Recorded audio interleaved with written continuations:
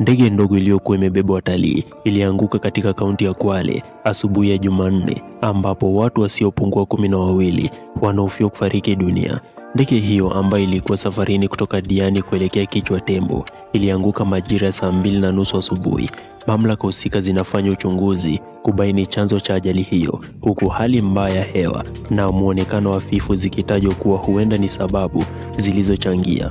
Kwa mujibu wa vyombo vya habari, ndege hiyo ilianguka katika eneo la Simba Golini katika kaunti ya Kwale. Mamlaka ya usafiri wa anga Kenya KCAA inapenda kudhibitisha kuwa ndege yenye nambari ya usajili 5 Yange Charlie Alpha iliyokuwa ikielekea kutoka Diani hadi Kichwa Tembo imepata ajali saa 11:30. Taarifa za mamlaka hiyo ilisoma. Polisi na vikosi vya uokoaji waliwasili haraka eneo la tukio, ambapo video zilionyesha ndege hiyo ikiwa imeteketea kwa moto na mabaki yakiwa yametapakaa kila mahali.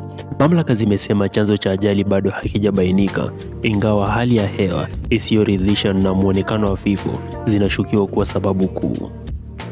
Shirika la ndege lililohusika linaendesha safari kati ya Mombasa na maeneo maarufu ya utalii nchini Kenya, ikiwemo hifadhi ya Masai Mara na jiji la Nairobi.